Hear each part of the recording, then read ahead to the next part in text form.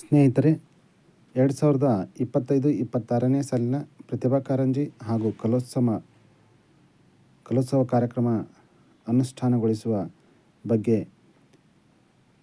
ನಮ್ಮ ಶಿಕ್ಷಣ ಇಲಾಖೆ ಸುತ್ತೋಲೆಯನ್ನು ದಿನಾಂಕ 25/6/2025 ಹೊರಡಿಸಿದೆ.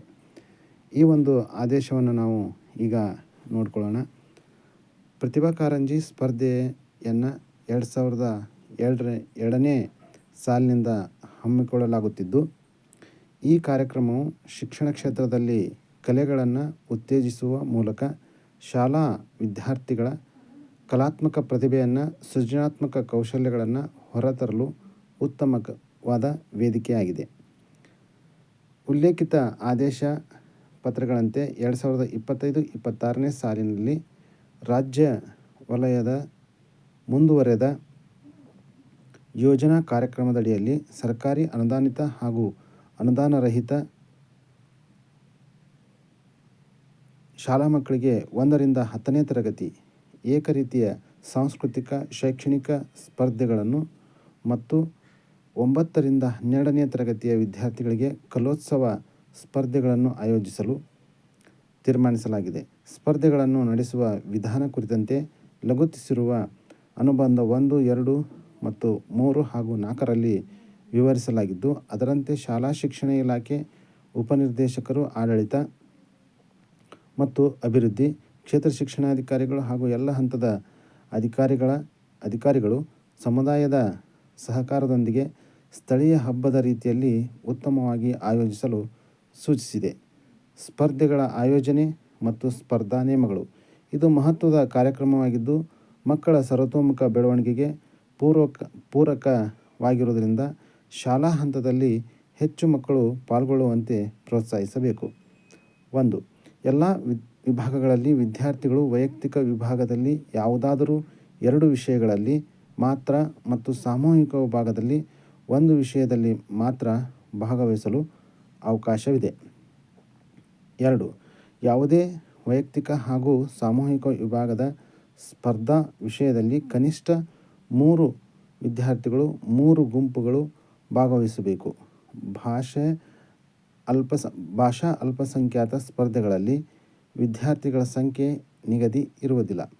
ಭಾಗವಹಿಸಿದ ವಿದ್ಯಾರ್ಥಿಗಳಿಗೆ ಸ್ಪರ್ಧೆ ನಡೆಸಿ ಬಹುಮಾನ ಘೋಷಣೆ ಮಾಡಿ ಉಳಿದ ಮೊತ್ತವನ್ನು ಸರ್ಕಾರದ ಲೆಕ್ಕ ಶೀರ್ಷಿಕೆಗೆ ಜಮಾ ಮಾಡುವುದು. ಇದು ಎಲ್ಲ ಹಂತದ ವಿಭಾಗಗಳ ಸ್ಪರ್ಧೆಗಳಿಗೂ ಅನ್ವಯಿಸುತ್ತದೆ. ಚಿತ್ರಕಲಾ ಸ್ಪರ್ಧೆಗೆ ಸಂಬಂಧಿಸಿದಂತೆ ಬಣ್ಣ, ಬ್ರಷ್ ಇತ್ಯಾದಿಗಳನ್ನು ಸ್ಪರ್ಧಾಳುಗಳೇ ತರಬೇಕು. ಸಂಘಟಕರು ಕಡ್ಡಾಯವಾಗಿ ಸ್ಪರ್ಧಿಗಳಿಗೆ ಒಂದೇ ಅಳತೆಯ ಡ್ರಾಯಿಂಗ್ ಶೀಟನ್ನು ನೀಡುವುದು. ಜಾನಪದ ನೃತ್ಯ, ಕೋಲಾಟ ಇವುಗಳಿಗೆ ಉಡುಪು, ವರ್ಣಾಲಂಕಾರ, ಪಕ್ಕದ ವಾದ್ಯ, ಹಾಡುಗಾರಿಕೆ ಇವುಗಳನ್ನು ಸ್ಪರ್ಧಾರ್ಥಿಗಳೇ ಒದಗಿಸಿಕೊಳ್ಳಬೇಕು. ಕ್ಲೇ ಮಾಡೆಲಿಂಗಿಗೆ ಜೇಡಿಮಣ್ಣನ್ನು ಸ್ಪರ್ಧಾಳುಗಳೇ ತರಬೇಕು. ರಂಗೋಲಿ ಸ್ಪರ್ಧೆಗೆ ವಸ್ತುಗಳನ್ನು ಸ್ಪರ್ಧಾಳುಗಳೇ ತರಬೇಕು. ಸ್ಪರ್ಧೆಗಳ ದಿನಾಂಕ ಮತ್ತು ಇನ್ನಿತರ ವಿವರಗಳನ್ನು ನಿಗದಿಪಡಿಸಿರುವಂತೆ ಎಲ್ಲ ಶಾಲೆಗಳಿಗೂ ಮುಂಚಿತವಾಗಿಯೇ ಸುತ್ತೋಲೆಗಳನ್ನು ಕಳುಹಿಸಿ ಅರ್ಹ ವಿದ್ಯಾರ್ಥಿಗಳು ಈ ಅವಕಾಶದಿಂದ ವಂಚಿತರಾಗದಂತೆ ಎಚ್ಚರಿಕೆ ವಹಿಸಬೇಕು. ಸ್ಪರ್ಧೆಗಳನ್ನು ನಡೆಸಿದ ಕೂಡಲೇ ಮುಂದಿನ ಹಂತದ ಸ್ಪರ್ಧೆಗೆ ಸಹಾಯವಾಗುವಂತೆ ನಿಗದಿಪಡಿಸಿದ ದಿನಾಂಕದೊಳಗೆ ವಿಜೇತರ ಪಟ್ಟಿಯನ್ನು ತಕ್ಷಣವೇ ಕ್ರೋಢೀಕರಿಸಿ ಸಂಬಂಧಿಸಿದವರಿಗೆ ಕಳುಹಿಸಬೇಕು. ಸಂಗೀತ ವಾದ್ಯಗಳಿಗೆ ಸಂಬಂಧಿಸಿದಂತೆ ಪ್ರತಿ ವಾದ್ಯವನ್ನು ಶ್ರುತಿ ವಾದ್ಯವನ್ನು ಹೊರತುಪಡಿಸಿ ಯಾವುದೇ ವಾದ್ಯಗಳನ್ನು ಬಳಸಲು ಅವಕಾಶವಿಲ್ಲ. ಭರತನಾಟ್ಯ ಹಾಗೂ ಜಾನಪದ ನೃತ್ಯಕ್ಕೆ ಮುದ್ರಿತ ಧ್ವನಿ ಸುರುಳಿಯನ್ನು ಅವಕಾಶ ನೀಡುವುದು. ಜಾನಪದ ನೃತ್ಯದಲ್ಲಿ ಜಾನಪದ ಶೈಲಿಯ ನೃತ್ಯವನ್ನೇ ಪ್ರದರ್ಶಿಸಬೇಕು. ಸ್ಪರ್ಧೆಗಳಲ್ಲಿ ರಾಜ್ಯದ ಬುಡಕಟ್ಟು, ಜಾನಪದ ಮತ್ತು ಪಾರಂಪರಿಕ ಹಾಗೂ ಕಲಾ ಪ್ರಕಾರಗಳನ್ನು ಒಳಗೊಂಡಂತೆ ಪ್ರದರ್ಶಿಸಬೇಕು. ಉದಾಹರಣೆಗೆ ನಂದಿಕೋಲು ಕುಣಿತ, ಪೂಜಾ ಕುಣಿತ, ಡೊಳ್ಳು ಕುಣಿತ, ಗಾಂಜಿಪಾ ಕಲೆ, ಯಕ್ಷಗಾನ ಕಲೆ, ಗೊರವರ ಕುಣಿತ, ಐತಿಹಾಸಿಕ ನಾಟಕ, ವೀರಗಾಸೆ, ಬಯಲಾಟ ಮುಂತಾದವುಗಳನ್ನು ಆಯ್ಕೆ ಮಾಡಿಕೊಳ್ಳತಕ್ಕದ್ದು. ವೈಯಕ್ತಿಕ ಹಾಗೂ ಸಾಮೂಹಿಕ ಸ್ಪರ್ಧೆಗಳಲ್ಲಿ ಪ್ರಥಮ ಸ್ಥಾನ ಪಡೆದ ವಿದ್ಯಾರ್ಥಿ ಅಥವಾ ತಂಡವನ್ನು ಮುಂದಿನ ಸ್ಪರ್ಧೆಗೆ ಆಯ್ಕೆ ಮಾಡುವುದು.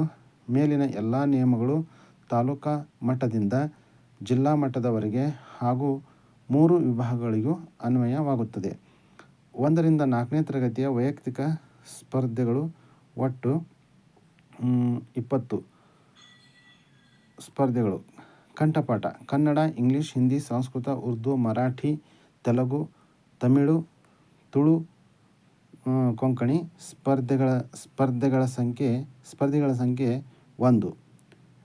ವಿಜೇತರ ಸಂಖ್ಯೆ ಇಲ್ಲಿ ಪ್ರಥಮ, ದ್ವಿತೀಯ, ತೃತೀಯ ಒಟ್ಟು 3 ವಿಜೇತರ ಸಂಖ್ಯೆಗಳು. ನಂತರ ಧಾರ್ಮಿಕ ಪಠಣ, ಸಂಸ್ಕೃತ ಮತ್ತು ಅರೇಬಿಕ್. ಇಲ್ಲಿ 2 ಸ್ಪರ್ಧಿಗಳು ಭಾಗವಹಿಸಬೇಕು.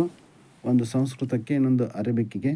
ಇಲ್ಲಿ ಒಟ್ಟು ವಿಜೇತರ ಸಂಖ್ಯೆ 6. ದೇಶಭಕ್ತಿ ಗೀತೆ: ಇಲ್ಲಿ ಸ್ಪರ್ಧಿಸುವ ವ್ಯಕ್ತಿ ಒಬ್ಬನೇ ಆಗಿರ್ತಾನೆ. ವಿಜೇತರ ಸಂಖ್ಯೆ 3, ಪ್ರಥಮ, ದ್ವಿತೀಯ, ತೃತೀಯ. ಅದೇ ಥರ ಛದ್ಮವೇಷ, ಕತೆ ಹೇಳುವುದು, ಚಿತ್ರಕಲೆ, ಅಭಿನಯ ಗೀತೆ, ಕ್ಲೇ ಮಾಡ್ಲಿಂಗು, ಭಕ್ತಿಗೀತೆ, ಆಶುಭಾಷಣ. ಒಟ್ಟು ಇಲ್ಲಿ ಸ್ಪರ್ಧಿಗಳು 20 ಆಗ್ತಾರೆ. ವಿಜೇತರ ಸಂಖ್ಯೆ ಇಲ್ಲಿ 60 ಸಂಖ್ಯೆಯನ್ನು ಇದು ಹೊಂದಿರುತ್ತೆ, ಪ್ರಥಮ, ದ್ವಿತೀಯ, ತೃತೀಯ. ನೆಕ್ಸ್ಟ್ 5ರಿಂದ 7ನೇ ತರಗತಿ ವೈಯಕ್ತಿಕ ಸ್ಪರ್ಧೆಗಳು ಒಟ್ಟು 22 ಸ್ಪರ್ಧಿಗಳು ಇಲ್ಲಿ ಇರ್ತಾರೆ. ಒಟ್ಟು 12 ಸ್ಪರ್ಧೆಗಳು ಇಲ್ಲಿ ಆಗ್ತವೆ. ವೈಯಕ್ತಿಕ ಸ್ಪರ್ಧೆಯಲ್ಲಿ ಕಂಠಪಾಠ, ಇದರಲ್ಲಿ ಅದೇ ಥರನಾಗಿ ಪ್ರಥಮ, ದ್ವಿತೀಯ, ತೃತೀಯ ಅಂಥೇಳಿ ಒಟ್ಟು ಎಲ್ಲ ವಿಷಯಗಳಿಗೂ ಇಲ್ಲಿ ಬಹುಮಾನವನ್ನು ನೀಡಬೇಕು.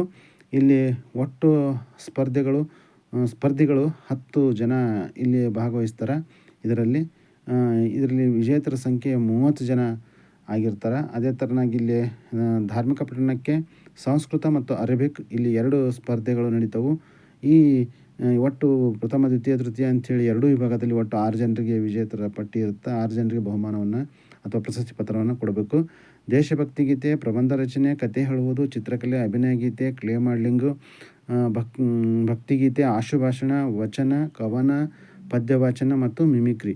ಈ ಎಲ್ಲ ಒಟ್ಟು ಸ್ಪರ್ಧೆಗಳು 22 ಸ್ಪರ್ಧೆಗಳಾಗ್ತವೆ. ಒಟ್ಟು ಬಹುಮಾನ ಅಥವಾ ಪ್ರಶಸ್ತಿ ಪತ್ರವನ್ನು ನೀಡೋದು 66 ವಿಜೇತರಿಗೆ ಇಲ್ಲಿ ಬಹುಮಾನವನ್ನು ಪ್ರಶಸ್ತಿಯನ್ನು ನೀಡಬೇಕಾಗುತ್ತೆ. ಮುಂದಿನದಾಗಿ ಇಲ್ಲಿ 8ರಿಂದ 12ನೇ ತರಗತಿಗೆ ನಡೀತಕ್ಕಂತಹ ಈ ಒಂದು ಕಲೋತ್ಸವ ಕಾರ್ಯಕ್ರಮ. ಇಲ್ಲಿ ವೈಯಕ್ತಿಕ ಹಾಗೂ ಸಾಮೂಹಿಕ ಸ್ಪರ್ಧೆಗಳು ಇರ್ತವೆ. ಈ ಹಿಂದಿನ 2 ವಿಭಾಗದಲ್ಲಿ ಸಾಮೂಹಿಕ ಸ್ಪರ್ಧೆಗಳು ಇರುವುದಿಲ್ಲ. ಇಲ್ಲಿ 8ರಿಂದ 12ನೇ ತರಗತಿಯವರೆಗೆ ಇರ್ತಕ್ಕಂಥ ವಿಭಾಗದಲ್ಲಿ ವೈಯಕ್ತಿಕ ಹಾಗೂ ಸಾಮೂಹಿಕ ಸ್ಪರ್ಧೆಗಳು ಜರುಗ್ತವೆ.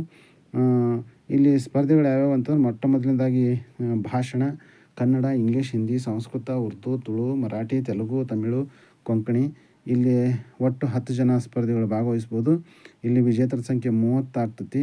ನೆಕ್ಸ್ಟ್ ಧಾರ್ಮಿಕ ಪಠಣ, ಇದು ಸಂಸ್ಕೃತ ಮತ್ತು ಅರೇಬಿಕ್ 2 ವಿಷಯಗಳಲ್ಲಿ ನಡೀತೈತಿ. ಇಲ್ಲಿ ಸ್ಪರ್ಧೆಗಳು 2 ಆಗ್ತವೆ. ವಿಜೇತರು ಇಲ್ಲಿ 6 ಜನ.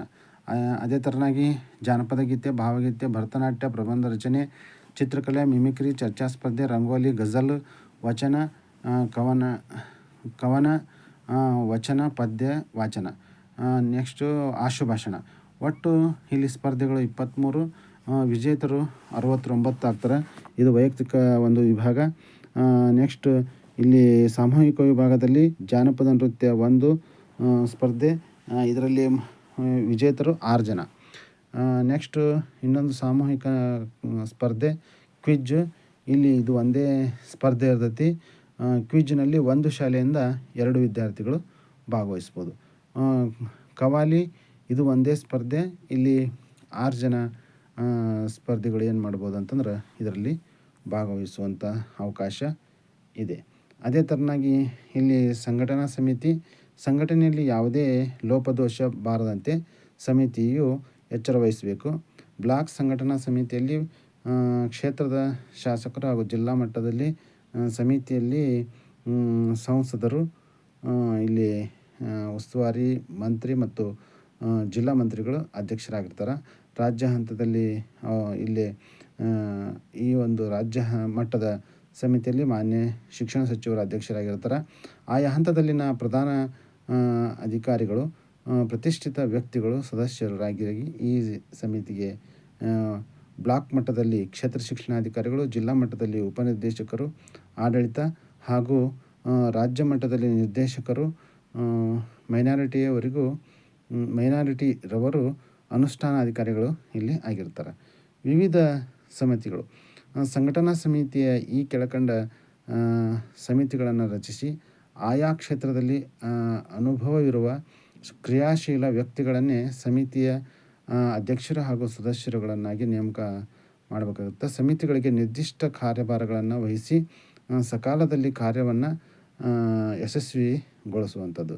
ಸ್ವಾಗತ ಸಮಿತಿ, ಕ್ರಿಯಾ ಸಮಿತಿ, ಆಹಾರ ಸಮಿತಿ, ನೋಂದಣಿ ಸಮಿತಿ, ಮಕ್ಕಳ ಸುರಕ್ಷತೆ ಹಾಗೂ ರಕ್ಷಣಾ ಸಮಿತಿ, ಕಾನೂನು ಸಮಿತಿ, ಪಾಲನಾ ಸಮಿತಿ, ಶಿಸ್ತು ಪಾಲನಾ ಸಮಿತಿ, ಸಾರಿಗೆ ಸಮಿತಿ, ವಸತಿ ಸಮಿತಿ, ರಂಗ ವೇದಿಕೆ ಸಮಿತಿ, ಸಭಾಂಗಣ ಸಮಿತಿ, ತೀರ್ಪುಗಾರರ ಮಂಡಳಿ ಸಮಿತಿ, ಆರ್ಥಿಕ ಸಮಿತಿ, ಬೆಳಕು, ಧ್ವನಿವರ್ಧಕ, ತಾಂತ್ರಿಕ ನಿರ್ವಹಣಾ ಸಮಿತಿ, ಪ್ರಚಾರ ಸಮಿತಿ, ಇತರೆ ಅಗತ್ಯ ಸಮಿತಿಗಳು ಇದರಲ್ಲಿ ಕಾರ್ಯವನ್ನು ನಿರ್ವಹಿಸ್ತವೆ.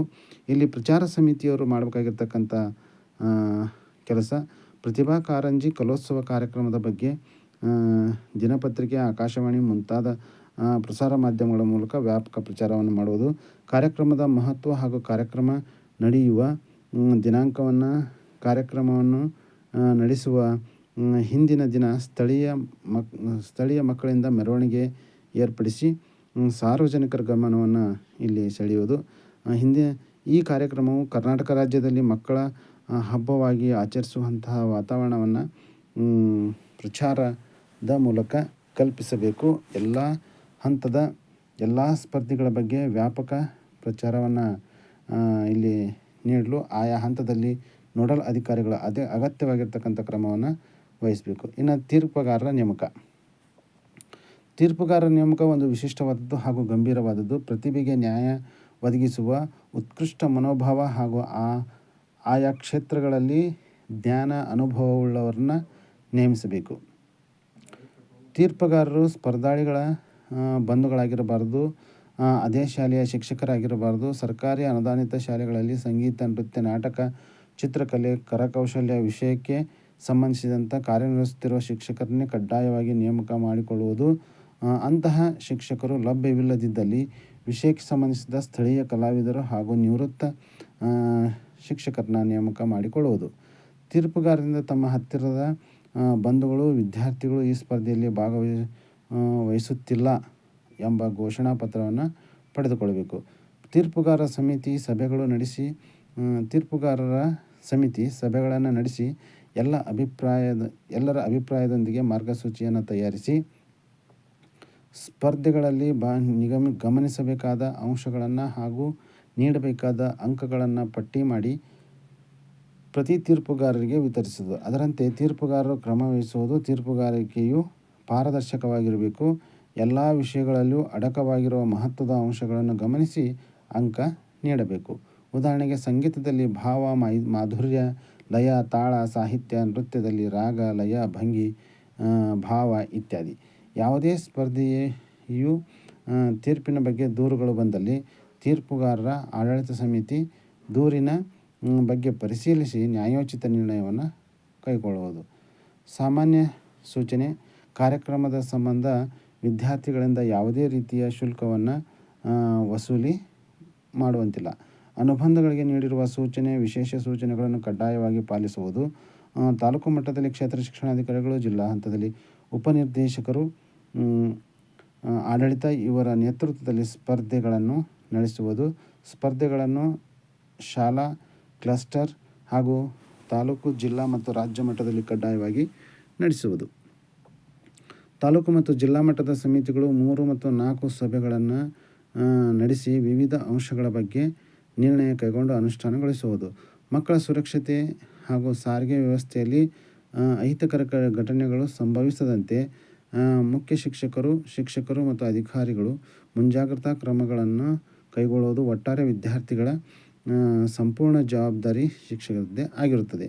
ಪ್ರತಿಭಾ ಕಾರಂಜಿ ಕಾರ್ಯಕ್ರಮಕ್ಕಾಗಿ ರೂಪಿಸುವ ಸಮಿತಿಗಳಲ್ಲಿ ಎಲ್ಲ ಕ್ಷೇತ್ರದ ವ್ಯಕ್ತಿಗಳನ್ನು ಪ್ರಾತಿನಿಧಿಕವಾಗಿ ಸೇರಿಸಬೇಕು. ಉದಾಹರಣೆಗೆ ಸಾಹಿತಿಗಳು, ಕಲಾವಿದರು, ಪತ್ರಿಕಾ ಸಂಪಾದಕರು ಮುಂತಾದವರು. ಕೂಡಲೇ ಬ್ಲಾಕ್ ಮಟ್ಟದಲ್ಲಿ ಕ್ಷೇತ್ರ ಶಿಕ್ಷಣಾಧಿಕಾರಿಗಳು, ಜಿಲ್ಲಾ ಮಟ್ಟದಲ್ಲಿ ಉಪನಿರ್ದೇಶಕರು ಕಾರ್ಯೋನ್ಮುಖರಾಗಿ ಪೂರ್ವಭಾವಿ ತಯಾರಿಯೊಂದಿಗೆ ಸಮಿತಿ ಅಧ್ಯಕ್ಷರುಗಳು, ನೋಡಲ್ ಅಧಿಕಾರಿಗಳು ಮುಂತಾದವರ ನೇಮಕ ಮಾಡಿ ಸಭೆಯನ್ನು ನಡೆಸಿ ವ್ಯವಸ್ಥಿತ ಯೋಜನೆಯನ್ನು ರೂಪಿಸಿಕೊಳ್ಳುವುದು. ಪಕ್ಷಪಾತ, ಉದಾಸೀನತೆ, ಅಸಮರ್ಥ ತೀರ್ಪುಗಾರರ ನೇಮಕ, ಸಮಯಕ್ಕೆ ಸರಿಯಾಗಿ ಮಾಹಿತಿ ನೀಡದಿರುವಿಕೆ, ಮಕ್ಕಳ ಸುರಕ್ಷತೆ ಮುಂತಾದ ವಿಷಯಗಳ ಬಗ್ಗೆ ದೂರು ಬರದಂತೆ ಎಚ್ಚರ ವಹಿಸಬಹುದು. ವಿಶೇಷ ಸೂಚನೆ: ಪ್ರಸ್ತುತ ಸಾಲಿನ ಪ್ರತಿಭಾ ಕಾರಂಜಿ ಕಲೋತ್ಸವ ಕಾರ್ಯಕ್ರಮಕ್ಕೆ ಯಾವುದೇ ರೀತಿಯ ಹೆಚ್ಚಿನ ಅನುದಾನಕ್ಕೆ ಬೇಡಿಕೆ ಸಲ್ಲಿಸದೆ ಆಯಾ ತಾಲೂಕು, ಜಿಲ್ಲೆಗಳಲ್ಲಿ ನಿಗದಿಪಡಿಸಿರುವ ಮೊತ್ತಕ್ಕನುಗುಣವಾಗಿ ಕಾರ್ಯಕ್ರಮವನ್ನು ಅಚ್ಚುಕಟ್ಟಾಗಿ ಯಾವುದೇ ಕುಂದುಕೊರತೆಗಳು, ದೂರುಗಳಿಗೆ ಅವಕಾಶವನ್ನು ನೀಡದೆ ನಿಗದಿತ ಕಾಲಮಿತಿಯೊಳಗೆ ಕಾರ್ಯಕ್ರಮವನ್ನು ಯಶಸ್ವಿಯಾಗಿ ನಡೆಸುವುದು. ಉಪನಿರ್ದೇಶಕರು ಹಾಗೂ ಪ್ರಭಾರಾಧಿಕಾರಿಗಳು, ಶಿಕ್ಷಕರ ಕಲ್ಯಾಣ ನಿಧಿ, ಬೆಂಗಳೂರು ಇವರಿಂದ ಪ್ರತಿ ಕ್ಲಸ್ಟರ್ ಹಂತದ ಸ್ಪರ್ಧೆಯ ಆಯೋಜನೆಗೆ 6,000 ರೂಪಾಯಿಗಳನ್ನು ನೀಡಲಾಗುವುದು. ಬಹುಮಾನಕ್ಕೆ, ಪ್ರಶಸ್ತಿ ಪತ್ರಕ್ಕೆ, ಇತರೆ ವೆಚ್ಚಗಳಿಗೆ ನಿಯಮಾನುಸಾರ ಖರ್ಚು ಭರಿಸುವುದು. ಧನ್ಯವಾದಗಳು.